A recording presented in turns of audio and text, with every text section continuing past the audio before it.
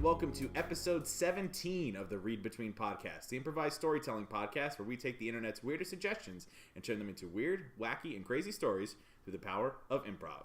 I'm one of your co-hosts, Evan. I'm your other co-host, Lynn. And joining us today as our third guest storyteller here on Read Between, he's a good friend of ours. He is a Lehigh Valley improv comedian. He's performing every second Friday at Steel Sacks with his team Cat Sweaters. Ladies and gentlemen, please welcome Jeremy Ballin to the show. Welcome, Jeremy. Hello, everybody. Thank you for having me, guys. Thank you for being here. We're really happy to have you on. I've been such a fan of yours for years. We've worked together in power hours and stuff like that. I'm a fan of yours, and I'm a fan of Read Between podcast. Oh, thank you so much. Thank you for being here. So for those who may not know who you are, you want to tell them a little bit more about yourself? Sure. I'm Jeremy Ballin, and I do video for work, and I've got two little childrens, and I do improvised comedy currently with the team Cat Sweaters. Yeah. We used to be on Improv Comedy Power Hour, and now we're doing the two-show show with Flumper-Narfs. Yeah. It's a lot of fun. Yeah, you guys were one of the longest running Power Hour teams, I feel, during, I think, the entirety of Power Hour. You were together like 2 years during that run, right? Yeah, they were. And I actually joined later in it, but I was always jealous that I wasn't in it. They're such a good team. I like them so much. It felt like you were one of those members of like Kiss or something that joined later in the band, and it's like, oh, you're the fourth guy. The other three were that's how I feel. Yeah, that's definitely how I feel for sure. But hey, you're an amazing improviser. We're so happy to have you here. Yeah. This is our third guest storyteller episode. Both of these, the last two have been great, so you got a lot to live up to. I know. I heard. I'll do my best. Well, hey, we trust you, and we think you're going to do great. So awesome. So for Jeremy and for those who may be new to the show, what we do here is in the first half of the episode, Lynn is going to go through the Reddit subreddit Not the Onion, which has a whole bunch of headlines of stories that the headlines are so crazy that you think they were actually on the Onion. You think they'd be fake, but they're actually real. So Lynn's going to give us a couple, and then we're going to decide amongst ourselves which one we want to dive in and tell the story behind. Awesome. So Lynn, you got some stories, headlines for us? I do. Okay. How's Not the Onion looking this week? It's all right. It's okay. It wasn't as good as the other day, but that's okay. It's still pretty good. Okay, so the first one. Man dressed as Elsa from Frozen pushes Boston police wagon out of snow. Ooh. Oh, boy. I see a tiny thumbnail, and he's a very big man, fitting in a very tiny costume. Did they make Elsa costumes that big? I didn't that's realize. like a meme that went around for a bit, is like older dudes dressed as Elsa. I've seen it a few times on the internet. Is that a meme, or is that like something that got out of a bad corner of the internet? So like, I'm not sure. I don't like go in the depths of the internet. I just kind of skim the surface. Good to stay away from that. But I have definitely seen big men who may or may not be rather hairy dressed as Elsa. Oh boy. Just saying. Next one. Steve from Blue's Clues wants to fight John Cena for hosting job. Oh, is that for Blue's Clues? Yeah. Oh my god. So skinny little Steve Burns, who's he's always been very tiny, wants to fight John Cena. Fragile looking. Yeah. Fragile. He's always been very small. So yeah. John Cena is one guy. I don't care how nice he is. He will still fuck you up. You can be as mean as you want. He's gonna still fuck you up. He'll like smile as he's like punching you. That man is scary, even in jorts. Voodoo dolls of bosses improve staff morale, study finds. What? So like, if you make a voodoo doll of your boss and you poke it a little bit, you feel a little better. Wait, corporate America is really weird. Yeah. I feel like this is a product of Jeff Bezos or Elon Musk. Definitely not human resources. Yeah. Karen from HR would not have a good time with that. I can tell you, just by looking from where the link was from, it's not a U.S. article, it's a U.K. article. Oh, God. Okay. So there you go. So Tesco. So it's Tesco. Oh, my God. Okay, so we've got Elsa helping the policeman out of the snow. Yes. We've got Steve from Blue's Clues or John Cena wanting to fight Steve from Blue's Clues the other way around. Steve wanting to fight him. John. And then we have the voodoo dolls in the office. Yes. Okay, what do you like out of those three? I let the guest and you pick. Ooh. I just give you the options. Well, you know what? Why don't we have the guest pick today? Okay. Oh. Jeremy. What are your thoughts, and what That's do you? a lot of pressure, but could you read the whole Steve Burns the headline? Headline again? Let me. Sorry, find I it. know they were. He was challenging him to fight for hosting duties. Is that For the hosting job, because I think they're bringing back Blue's Clues, and I guess John Cena's up for the hosting thing. He was at like Nickelodeon's upfronts, I think, recently, okay. and he came out in the green shirt and was like, and did like a audition. So. Oh, I see. Yeah. So it's a case of John Cena stepping on the turf of Steve Burns, Yes. and vice versa. So now his retaliation would be, I see. Yes. Yeah. It's a good plan. And the other one is that Elsa helps a policeman out of the snow. Yeah, Yeah. he pushed a man dressed as Elsa from Frozen, and he pushed a police wagon out of the snow. Yeah, I think not just like a policeman, just like a wagon. I think I caught the video clip. It was stuck in the snow. It was like this. It looked almost like a mail truck, but it was a police wagon, or more like a paddy wagon. Oh, like a little, sure. Yeah. He was pushing it out of the snow. It was deep snow too. Oh, these are both really good. They're always so good. This Yeah. is a good. I'm gonna say Steve Burns. Steve Burns All right. and John Cena. Because you like wrestling, and I like children's television. Our two favorite things colliding. This works perfect. Oh boy. So as we all know, Blue's Clues was a show that ran in the 1990s on Nickelodeon with Blue dog that was animated, 2D animated, that would help children learn different things, and Steve was the host, and he would also help children learn. And as we all know, John Cena is a well-decorated WWE superstar with 16 world titles to his name. So Children also love John children Cena. also love John Cena. Oh. Children love Blue, and they also love John Cena. It's that blue and green combo you can't ignore.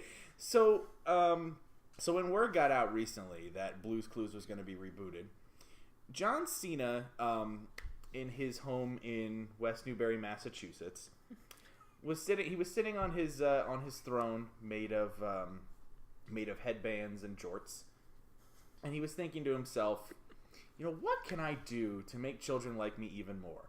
Because they wear my T-shirts, they wear my headbands, they wear my armbands. They go see Ferdinand, still in theaters, I guess. Yeah. I'm not plugging no free ads on this show. Ferdinand is not getting plugged. They like to buy his tiny little towels that he carries around in his back pockets. That he throws into crowds. So he's like, what else can I do to endear myself to children? I know. Audition for a reboot of a show that happened 20 some years ago, and then people will continue to like me for the next 20 years. Cut to a dark apartment in Lower Brooklyn. A single light is lit in the corner. Steve Burns sits alone. He turns on Nickelodeon from his thinking chair, and he sits down and begins to watch the Nickelodeon Kids Awards and sees John Cena get on stage dressed in the very outfit with which he made his millions. And of course, as John Cena comes out, you hear... But for Steve, it's more like in minor key, because to him everything is just falling apart. So it's just like slowly, just spiraling down the toilet drain, just like, oh no, just seeing everything fall apart. And like the thing with Steve is that he would love to, go and try and get his old hosting job back. But we all know that Steve was let go due to hair loss. Yeah, that's actually true. That's very true. It's He very started true. losing his hair. Nickelodeon was like, bye. He was also not well liked at Nickelodeon, believe it or not. Yeah. And they were like, hey, don't let the door hit you where the good Lord split you. Again, That's good. True. That's good. That's good. So yeah, but Steve, he'd actually been working for years to get back into Nickelodeon. Oh yeah. And Nickelodeon didn't even know it. Years ago, when Nicktoons became a thing, Steve actually went undercover into Nickelodeon's animation studios and got a job as an animator. And you've heard the stories of like in Disney movies where they'll have like hidden penises in the background of all the movies. Was he drawing penises everywhere? Steve got hired as an animator on SpongeBob SquarePants, and every episode he worked on, if you look really closely in the background, you'll see that there is a very clear penis in the sky, because you know how like the sky looks like flowers, but actually you'll look around, if you look closely, there's some penises there. That was his doing. He was under a pseudonym of I think it was like Dale Dickland was his name. And Dale Dickland was never caught, but as a signature, he put a teeny tiny Mr. Salt and Mr. Pepper, also very phallic, in the corner. Should anyone discover the penises within, they would know the Banksy stylings of what was his name? Dick Dickland. Dickland. Animator extraordinaire. Oh my god. And this continued not only on SpongeBob, but over numerous shows over a 5-year period. As Told by Ginger. Wild Thornberries. He actually did it into the animation of the name of Clarissa Explains It All at the beginning. Oh, man. Which preceded him slightly. But because I know they did like remastered versions for DVD, for like DVD, that's when he did it. Yeah, he was hired as a contractor for it. But yeah, I mean, like, don't get me wrong, it's kind of like shitty that he was doing that, but also work of genius. Yeah, just like no one ever has been as talented as Steve. And look how well SpongeBob did in some of these other shows. I mean, the success is due unquestionably to Mr. Dickland. Yeah. Oh yes. So as we cut back to the Brooklyn apartment, and we see Steve in his thinking chair, you hear in the background, very faintly, "You just got a letter, you just got a letter, you just got a letter, check out who it's from." And you see a letter slides underneath his apartment door. Here's your mail! He gets up. All the beer cans on the thinking chair fall off. Kicks them off. Kicks them off, walks over, picks up the letter. Huh? He opens it, and it's a video of John Cena. John's just in the video just saying, "Steve, how's it going, my man? John Cena, 16-time world champion here. I just want to let you know, man, I love your work on Blue's Clues, but your time is up. My time is now, and I'm going to be the new host of Blue's Clues. So I'd like your blessing, and I'm going to need to see Blue as soon as possible. So get her over here." So Steve takes that letter, tears it into shreds in a fit of very slow, angry, and weak rage, throws them in the air and says, "Alexa, call my agent." "Yes, Steve." "Listen to me. It's me, Steve Burns. You watching the Nick Kids Awards right now?" "Yeah, I'm watching the Nick Kids Awards, Steve. What do you want?" "So you see that effigy of me, that John Cena piece of garbage up there, pretending to do my dances, pretending to move my moves, sing my songs?" "John's talented. What are you going to do? He's a talented guy. He's big. He's strong. The kids love him. You got to understand." "The kids love him because they're scared of him. They're terrified of him. He's a bully. And I don't stand for any bullies. So I'm going to tell you what I'm going to do, agent, special agent. I am going to fight that man to the death." "Oh, really now?" "Really now." "Well, looks like I'll have to set something up here, because this is gonna make some money." Yeah, it's going to make a lot of money. So you're going to need to set up a fight to the death ASAP stat. "I'm going to call up HBO pay-per-view right now, and we're going to get something set up. So you just stay by the phone, Stevie, and I'll get back to you soon." All right, I'm going to just sit here and flex a little bit. Bye. So the fight was on. Steve Burns, John Cena, fight to the death. And this was no fake fight. This is a real fight where they're duking it out until one of them is dead. They shopped it to numerous networks.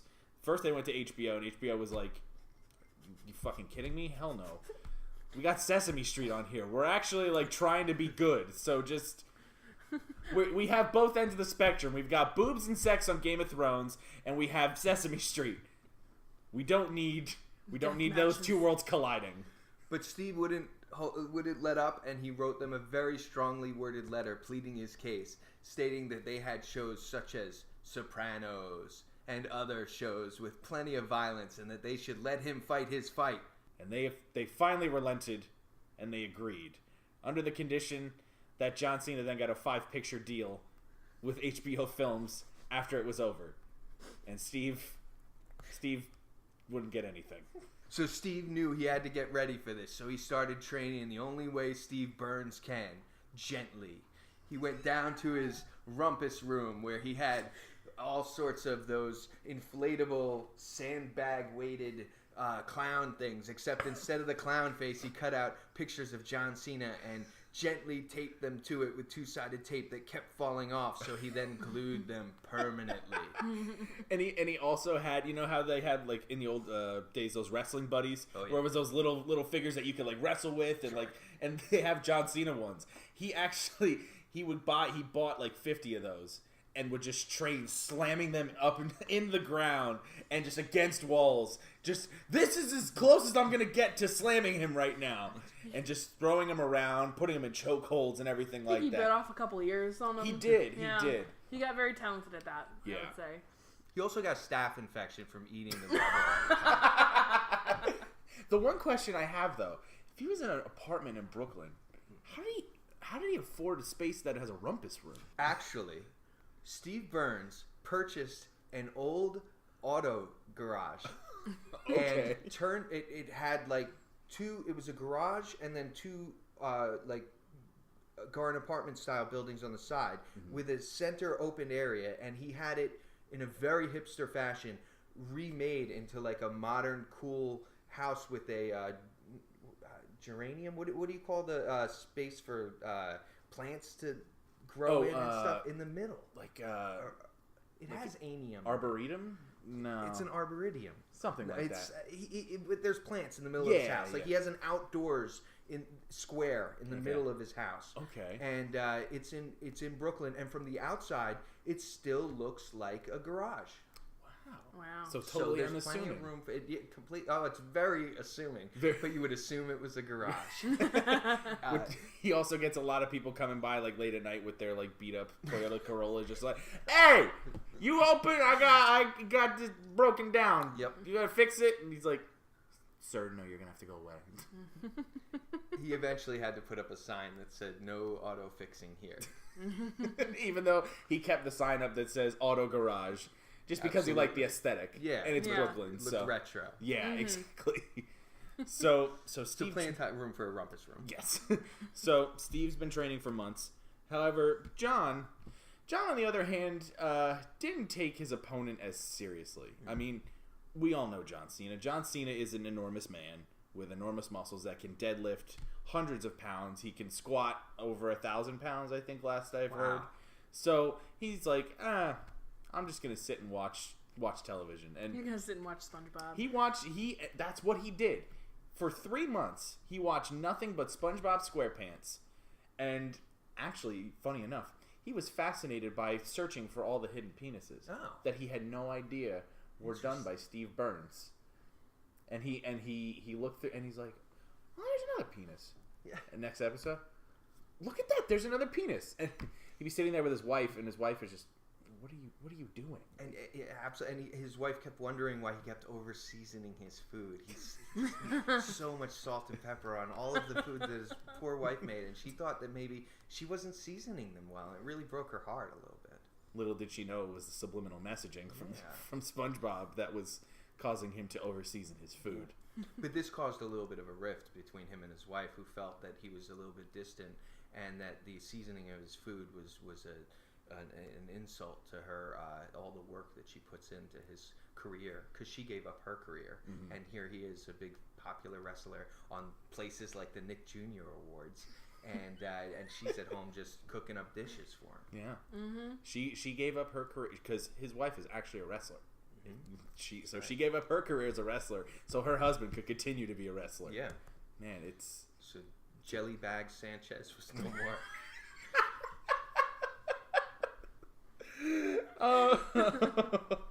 Oh, Jellybag Sanchez was a star in Lucha Libre in Mexico. That's right. You heard of names like Rey Mysterio, Eddie Guerrero, and then Jellybag Sanchez. Those were the three most popular names in Mexico in the early 2000s. Her name is how she got you. You just stand in the middle of the ring. Jellybag, can you just say it one more time? Just slowly this time. And then all of a sudden, she'd pull out of the back of her tights a jelly bag and just slap her opponent in the face. That's her finishing move. That was her finishing move. Technically, it should get you disqualified, but in their case, the ref was like, "What? What? Okay, they're down. 1, 2, 3." That's right. And when John Cena saw her performing, he got these hearts in his eyes that were started out as small hearts, but then they became big hearts, and then small hearts again. Then they went to big hearts, then small hearts again, and then went to big hearts, and they made like a truck sound, like "ooh," like that kind of thing. And she saw him in the audience, and she said, "You will be my man." And yeah, they've been doing great ever since until today. Until today, when just a few days before the fight, Jellybag Sanchez couldn't take it anymore, and she filed for divorce. Yes, it left John devastated, but crying and eating ice cream. Why did you leave me right before my fight? My big fight. My big fight with Steve. How am I gonna beat Steve without somebody in my corner? And Steve and John was despondent. He was just depressed. Yeah. There was no getting him out of his funk. However, Steve, over the course of 4 months, he put on 25 pounds of muscle. Yes. 25 pounds of pure muscle. Mm-hmm. No steroids, nothing. Just all natural. All natural. All auto garage. Steak, potatoes, and throwing around car parts. Because even though he converted that auto garage, there were still parts in there. So he was lifting bumpers. He was throwing rims everywhere. That's how you work out in an old auto garage. You're just throwing around parts that are left around. Yeah, and if you go in there to this day, the rumpus room is still filled with all sorts of car parts with John Cena's head on them. A bumper with John Cena's head, a tire with John Cena's head, another tire with John Cena's head. Over there's a tire with John Cena's head. Where'd the fourth tire go? He actually ate it because he got so mad at one point that he just ate the tire because I'm so mad at John. He just had to eat the tire because he couldn't look at it anymore.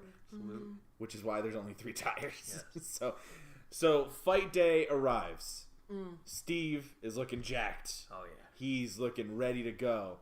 And John, in the span of 3 days, John has gained 25 pounds of fat from eating nothing but Ben & Jerry's and pizza. And all of it is in his neck and his tummy. So he's still pretty ripped, but he's also very Buddha-ish. Yeah. He's got sort of a dad bod going on. Yes. Without having children. Yeah. And his hair got like curlier and long. We never really get to see it get very long, but it's like he's got like a curly 70s Welcome Back Kotter haircut. So they both make their entrances. John makes his typical, but of course the whole time he's coming out, he runs out of breath by the time he runs out from behind the curtain. But he comes out to the ramp. He's like, he can barely lift the little towel up in the air to show all. And instead of throwing it, he's just dabbing himself. He's just getting all the sweat off of him. Yeah, so he doesn't run down to the ring like he normally does. He just calmly walks. He just calmly walks, tries to save himself. Yep. And he tries to play it off as like, no, I'm just stoic and badass because I'm risking my life for kids' television. Right. What are you doing on the couch?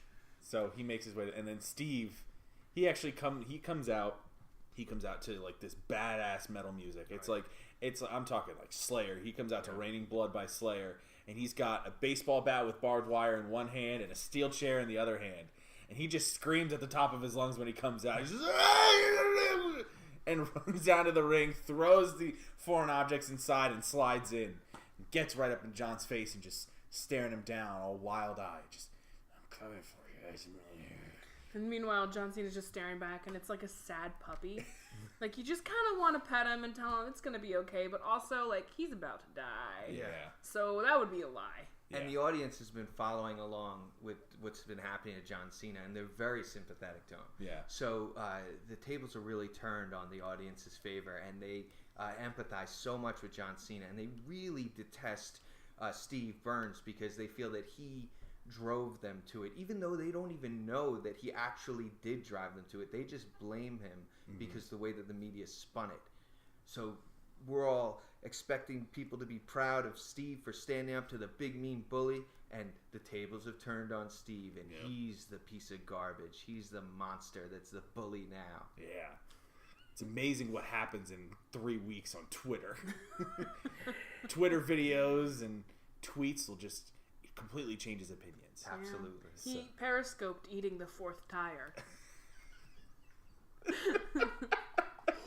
It got like a million live views. Like really popular. Yeah. People called an ambulance. They thought he was for sure going to die. Yeah, and he was really bummed out because initially he had tried to Vine it, but Vine was gone, and he ate the whole tire for nothing.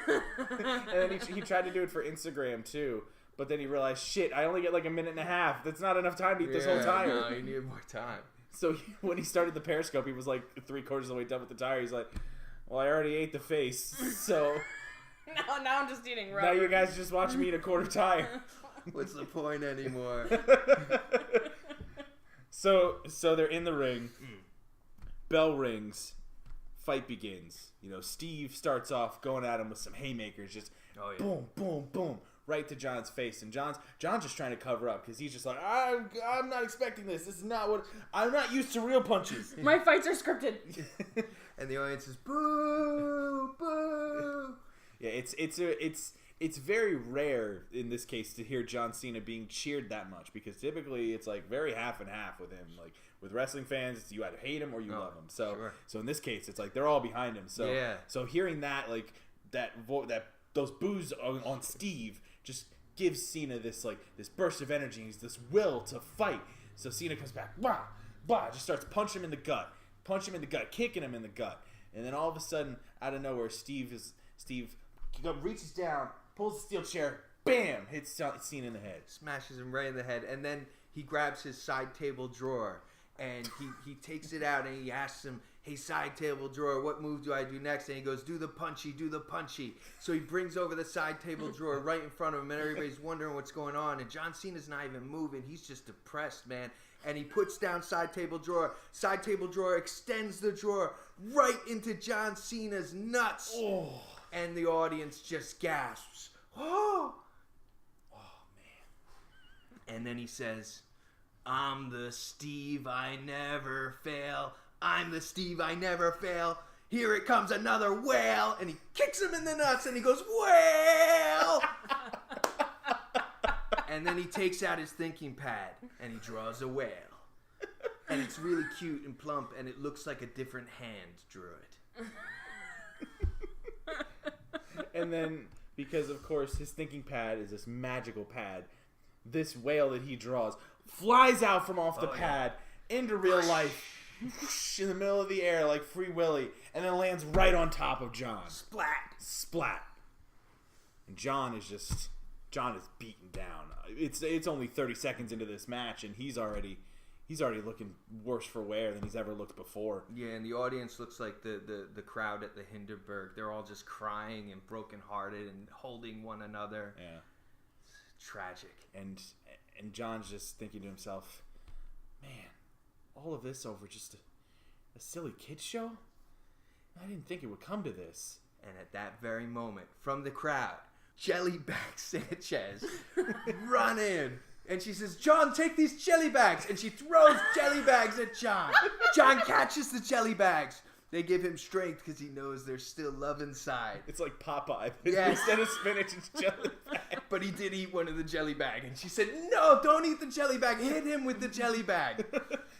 He rises to his feet slowly. There's triumphant music for some reason as he gets taller and taller, and his tummy gets a little tiny bit smaller, but it makes like a sound effect and goes whoop.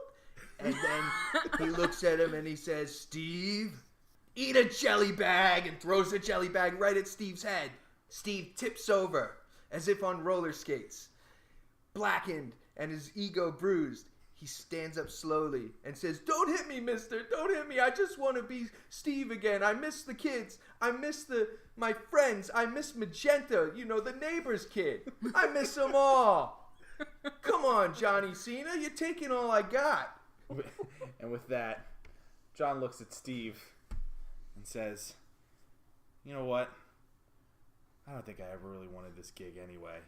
I thought it was for me, but now I realize I'm actually where I should be. In the ring, in front of crowds, in front of these people, doing what I love. Fake wrestling." That's right. And as he turns around and the crowd is so happy and feeling wonderful for him and showering him with flowers, Steve slowly rises behind him, picks up his thinking chair, and smashes it over John Cena's poor head. John Cena looks around and goes, "What?" and then falls asleep in the thinking chair. With that, they thought that John Cena was dead. Like, he wasn't moving anymore, so they were like, all right, well, I guess we have a winner. And so they go on stage, and they hand Steve the contract, and Steve is looking it over and reading over the contract, and he goes, "You know what? I think I'm just going to go make music with the Flaming Lips." And then he just throws the contract on John Cena and walks away. When John came to, he saw the contract. He looked at it. And he said, "I'm just going to go be with Jellybag now." And he walks away from the contract. And that's what led to the open casting call for the Blue's Clues auditions last week. Wayne Cohn of the Flaming Lips sees this, goes down to audition as for Blue's Clues, and suggests that they change the art direction a little bit of the show, and it becomes a very, very psychedelic HR Puffin Stuff-esque 2D animation of multiple eyeballs and spinning twirlies in the background. Lots of pinwheel play and all sorts of shenanigans take place on Blue's Clues these days.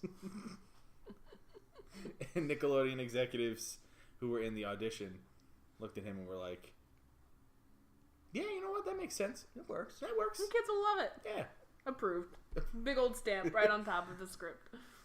The end. And that's how we got Blue's Clues and the Electric Spectacular Wonderful Machine Time. Episode 1. Coming June 2018. Holy shit. That was a roller coaster ride. Oh my god. I was sad, but then I was glad. It ended up working out for everybody. Everybody was battered and bruised, but they left happy. So Except that tire. That tire didn't make out. That tire. R.I.P. fourth tire. Yeah. Hashtag fourth tire lives on. Periscope, you can still find it in some place. Yeah. Oh boy. Well, I think after that story we should take a break. Yeah. Take a break. We'll come back. We'll do another story with Jeremy here. Let's do it. Who, God, man, I'm excited to tell another story because that was great. So stay tuned. We'll be right back with another story here on Read Between.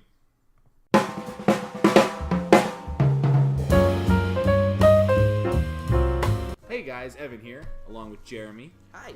So we're here to just kind of talk about some of the stuff we got going on here in Lehigh Valley, is with like improv and comedy in general. So I'll let our guest Jeremy kick it off and let us know what he's got going on with his comedy stuff. So You bet. I am doing the second Friday of every month at Steel Stacks.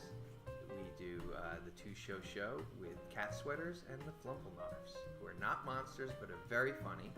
And the Cat Sweaters is an 8-person improv team that used to do the Improv Comedy Power Hour, and all super, super crazy funny people. And and I'm just happy that we're all playing together again. We were on hiatus for a few months, and we are back.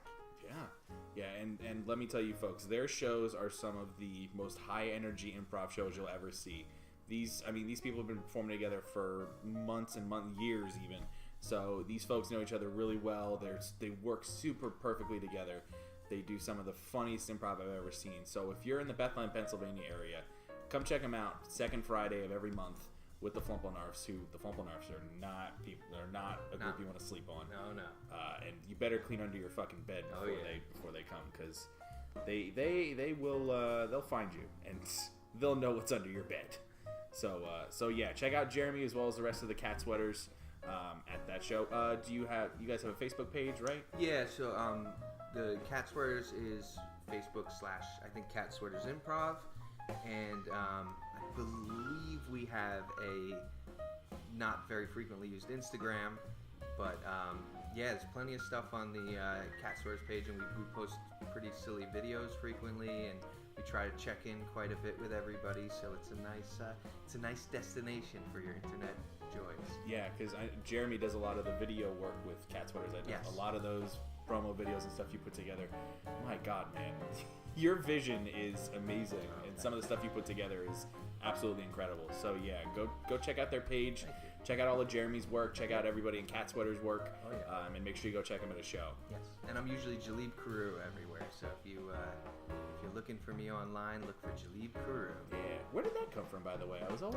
always intrigued to learn the origin of that name. The origin is that I never had really used a computer through high school and college, and one of my last years of college, I got a Windows 3.1 machine, and I had to register not my software, and I was word processing software, so not really a big crime.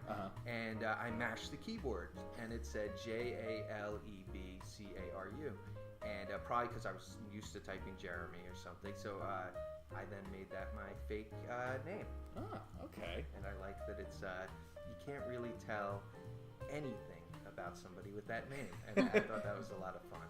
When I first started doing Power Hour with you, and I saw you on, I thought that was your actual name until I actually saw, Jeremy Ballin. He's on the cast list. I'm like, oh wait, I thought his name was Jalib. And I was like, no, it's not. Okay, that makes sense. So thank you for filling me in on your history. I appreciate it. Awesome, yeah. And I love talking about origins of things. Origins are my favorite. Awesome. Well, as for me, I've got a lot going on. So we're starting up the new round of the Improv Comedy Power Hour, which is every second and fourth Saturday at Steel Stacks. Every second and fourth Saturday at 10:30 p.m. So if you want to look up more information on that, as well as Jeremy's shows, you can go to www.steelstacks.org/comedy. We'll have all the information on all the shows and everything going on there. I'm also doing my first sketch comedy show in the beginning of April called Challengers of the Well-Known Except Nothing Dirty. So nice. Yeah, so that's gonna be a lot of fun. We've had a couple rehearsals now, and my God, some of these sketches. Oh boy, there's some fun ones. So it's a great crew you got. Yeah, This is it's gonna be great. Yeah, so that is on Saturday, April 7th at 10:30 p.m. There's also talk of there possibly being an early show, so there may be 2 shows that night. Wow, so, nice. Yeah, so keep posted to the Steel Stacks page for that information as well. Hey, you want to see both? Yeah, go see both. Go see both shows. See us twice. Buy 2 tickets. Buy 4 tickets. Buy one for somebody else to come see both of them. Or give them to other people that'll go see the show. Just buy tickets, please. Buy tickets for everything we do. Yes. If that's one thing we'll get out of this promo is we want you to buy a ticket. Also buy tickets for things that other people do at the same places. Yes. And also at different places, too. Yes. Yeah. If it's the same people, different places. Yeah. I see. Yeah. Yeah. I agree. Just buy a ticket to something. Even if you just buy a roll of tickets. Just buy tickets. Don't buy those raffle tickets, because that won't get you into anywhere unless you buy them from an actual raffle. Yeah. Don't buy bullshit tickets. Buy real tickets. Okay, I think we've done enough promoting here. So now that we're done promoting, let's go back to the show and let's tell another story.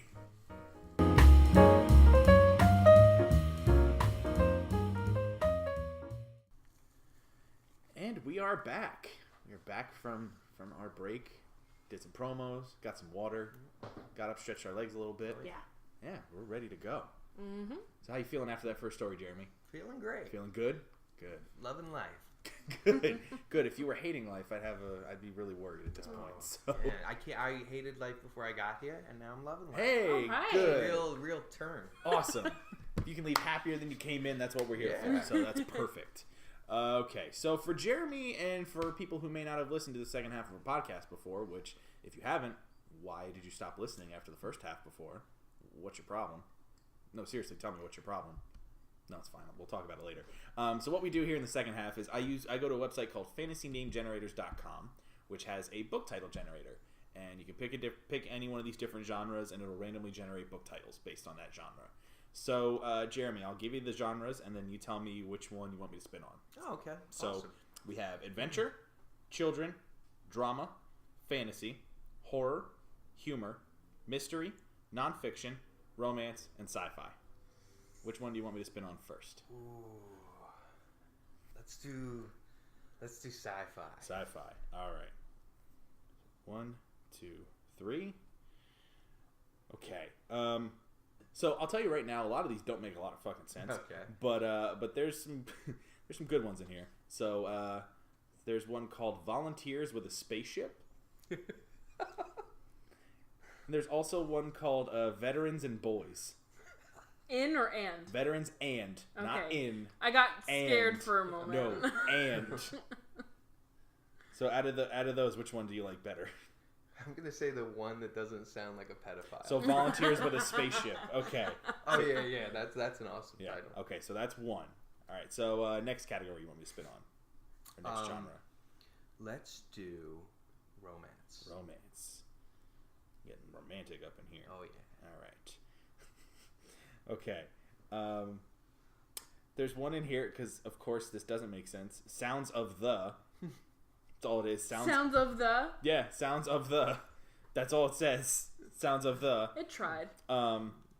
Boyfriends of Heaven is another one on here, which I actually really like. I think that's good. There's also Sweetie of Eternity. Oh God. Oh my God. So out of those, Jeremy, which one do you like? Oh. I'm gonna say the third one is the funniest one, but I think that Boyfriends of Heaven. Is that what it is? Boyfriends of Heaven, Mm-hmm. I yes. think that's got a lot of legs. All right. That's a good one. All right, Boyfriends of Heaven. So Yeah. that's number 2. And the final genre? Mystery. Mystery, yes. Let's get all mysterious in Yeah. here. Okay. Again, grammatically make no sense. Agents of a person, parrot of a person, horses and spies, password in the forest, crushed by the dark. My God, there's a lot of good ones in here. Guardians of the Underground, Oh. Lord of the Sea.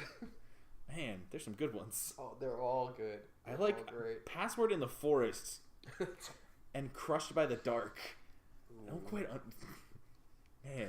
I liked Agents of a Person. It's like people living inside of you being agents for you. Like, how does that play out? That's interesting. What do you think, Jeremy? Yeah, I think Agents of a Person Okay. is a good one. There's a lot. All Lot right. to figure out with that one. So we have Agents of a Person, Volunteers with a Spaceship, and Boyfriends of Heaven. Yes. Out of those 3, which one do you choose?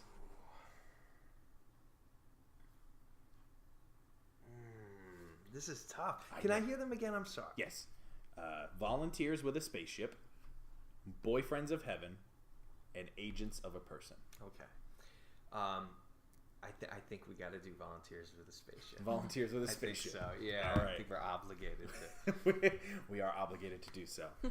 Well, folks, it's now time to tell the story of Volunteers with a Spaceship. By Jessica Monroe. Age 12, Illustrated by her sister. age 6. Cassie. Oh. So aliens are beings that we don't quite understand. We think we know a lot about them, and we say that we know a lot about them. But aliens have been creatures that have evaded us and evaded our understanding for very long, especially their technology. Yes.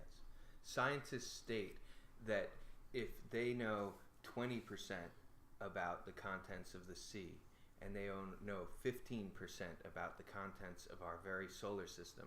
They know 0% about aliens. I like how they preface it with both of those percentages. Scientists, man. They're very methodical.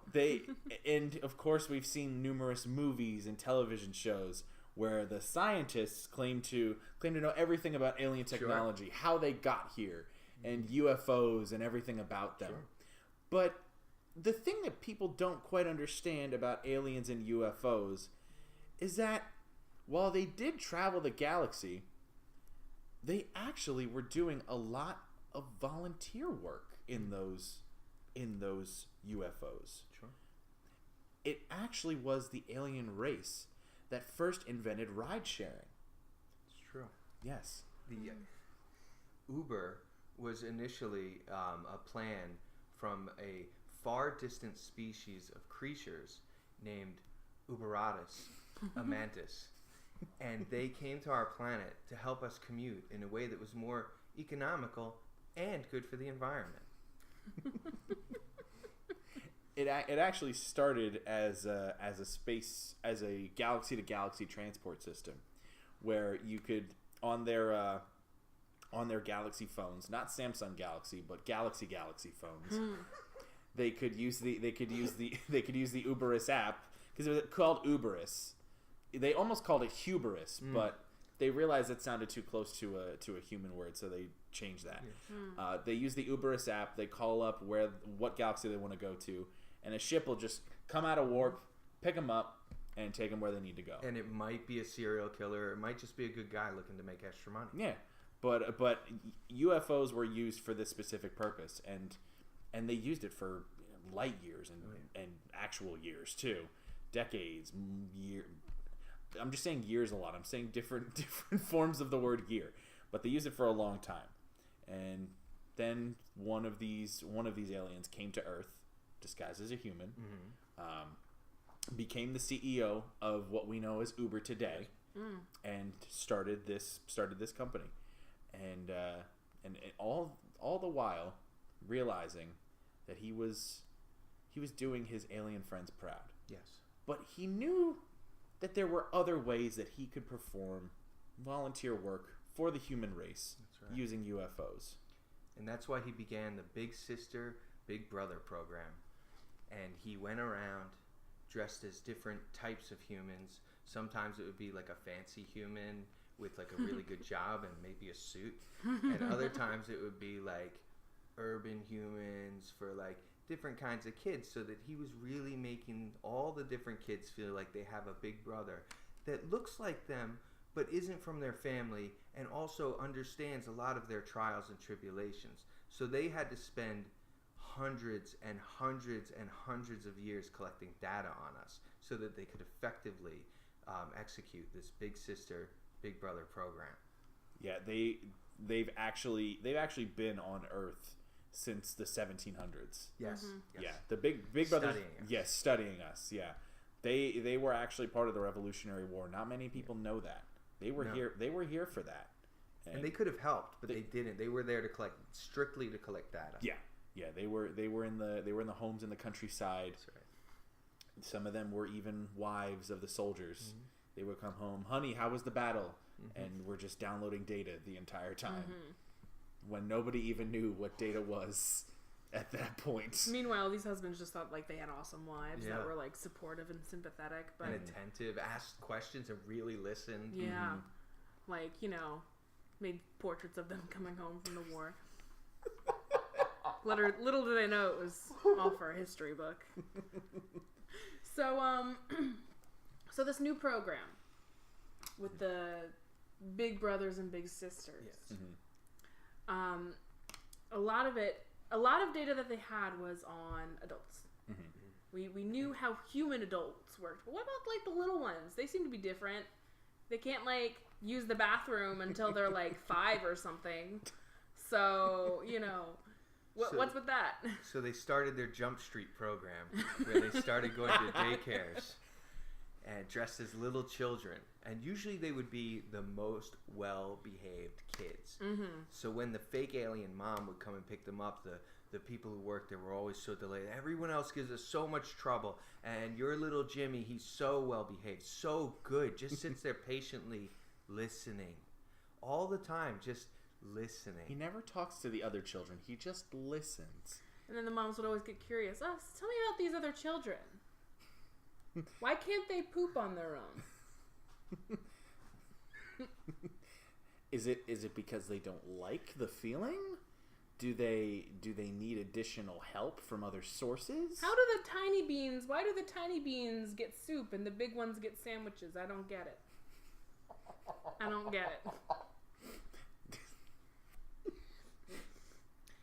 One time, one of these Jump Street candidates started thinking he was human. And he just started, not pooping, playing with blocks very bad. His nose became very runny. Mm-hmm. He was just becoming a child. So when the alien came to retrieve him at the end of the day, and they said, I'm a little worried about Jimmy. He's really been mischievous lately. The alien knew and brought him out into the parking lot and executed him. God.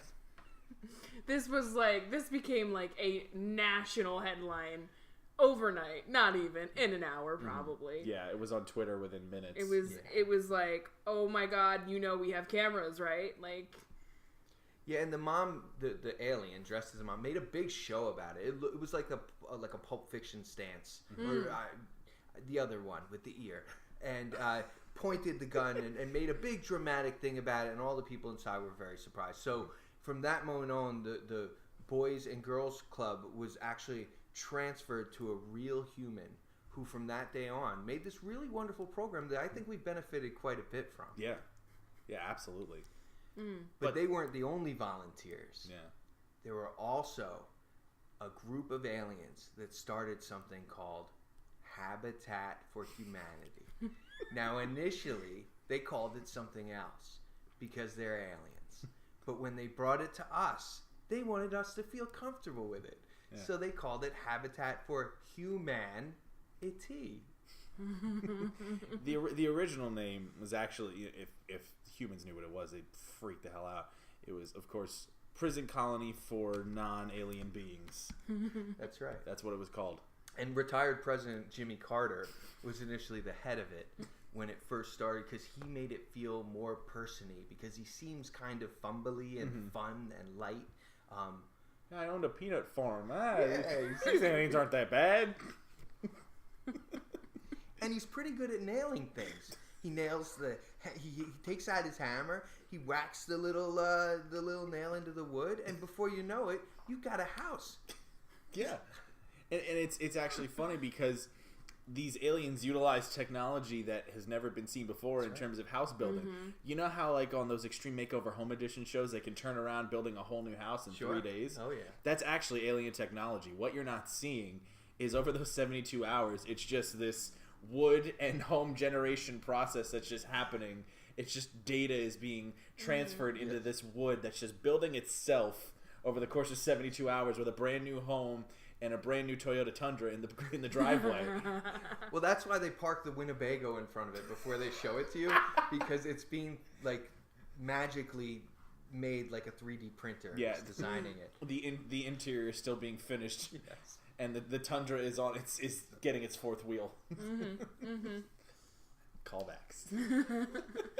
Luckily, Steve Burns didn't eat this fourth wheel. Yes, thank God he didn't. Thank God.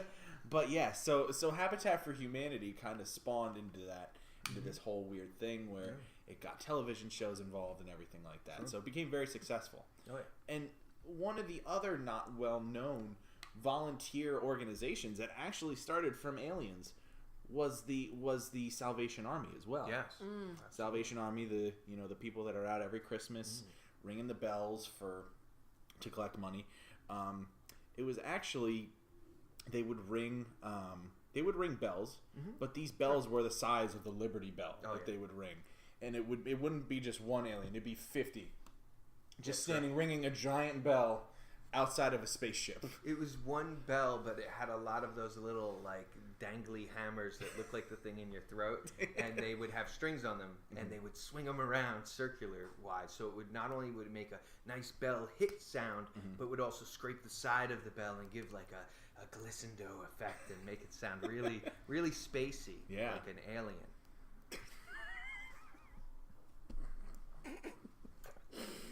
And they called it the idea bell, and that's where they got all the ideas for their altruistic ventures. And one time they were ringing the idea bell, and they said, we should do something for the humans to help the other humans that cannot eat things. So we will make the Peace Corps.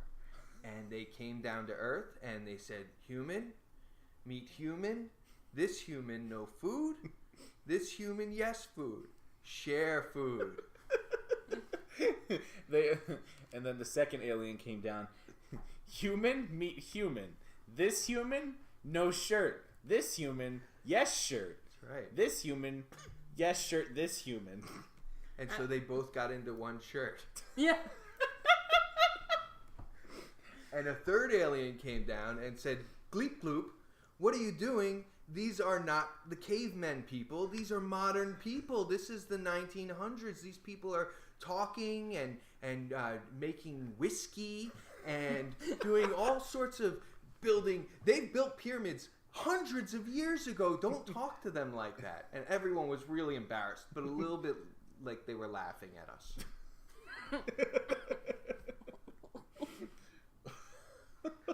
And then another alien came down and went, human, meet human. This human, no whiskey. This human, yes whiskey. Share whiskey? And then all 4 aliens and all 8 humans proceeded to drink whiskey and get drunk. And share each other's shirts. And share each other's shirts. And the one guy that was in the other guy's shirt threw up on his shirt and had to apologize to the guy whose shirt it wasn't even, because he was inside the shirt and still had puke on the shirt he was wearing. Because at that point they had shared ownership of that one right. shirt. Yes. For that short period of time, they were co-owners of that shirt. Yes. So eventually America caught on to what was going on with this alien business. Area 51 figured it out pretty fast, but they let them have their heyday with the whiskey and the food and the shirts and the babies. But in actuality, Area 51, people think it was a research facility where we took aliens and like picked their brains and tried to figure everything out. We did pick their brains, but we picked them in a different way. We sat them down and had think tanks with aliens, and we had brainstorming sessions of new ways that we can help the human race, because they seem to know a lot about these things. They figured out ways to help people before. Absolutely. You know? And it was those very meetings where they came up for the idea for Don't Trust the Bee in Apartment 23. They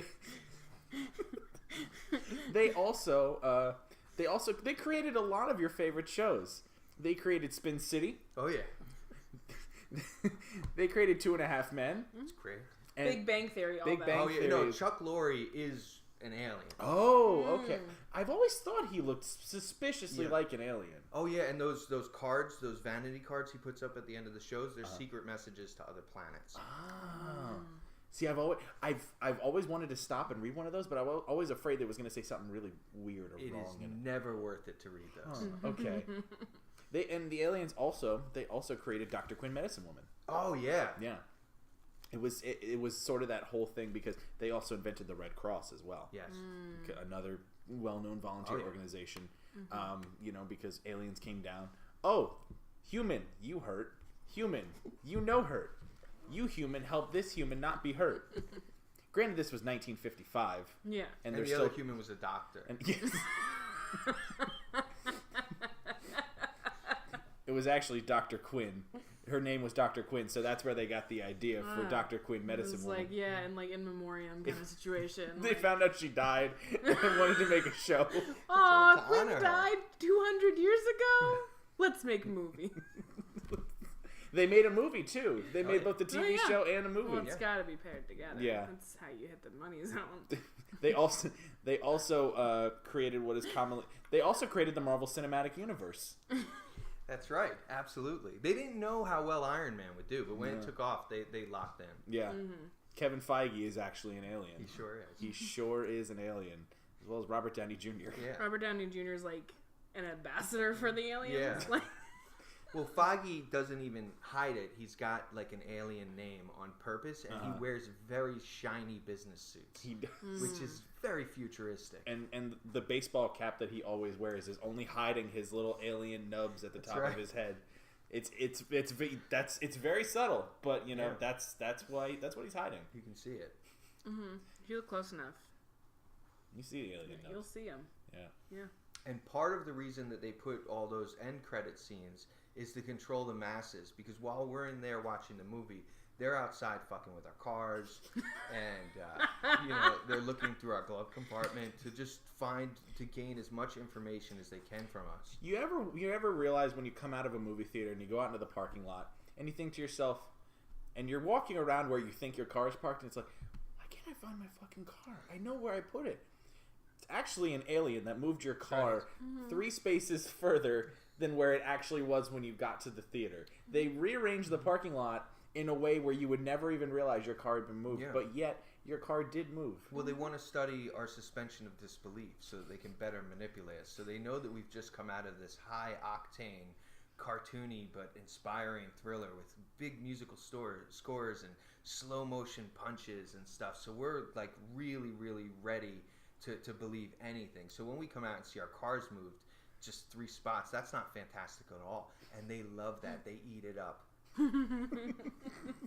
They eat it up like the food that they serve. It's like a little sweet snack. It's like the little sweet snacks that they served to the other humans when they were on the Peace Corps.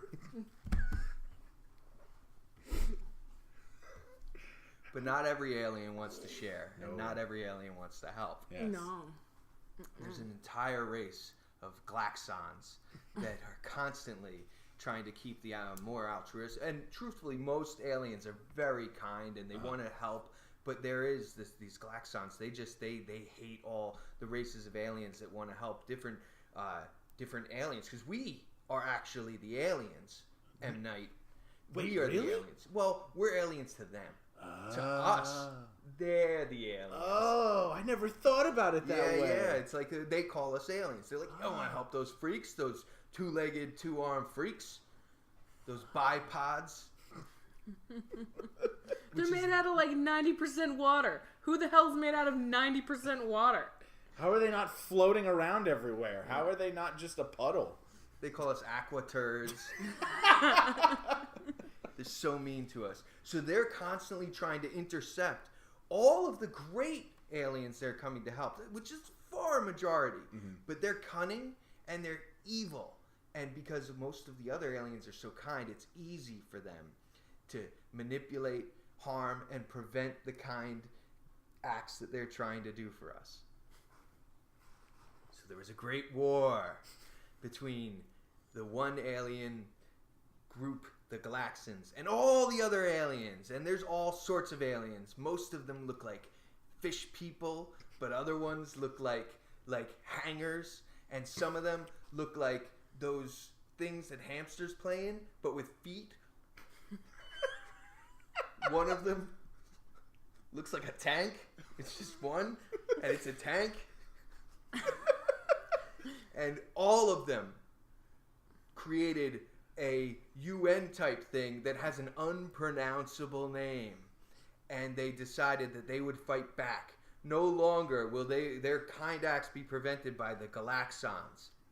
So they created this great group of all the different races. Some of them look...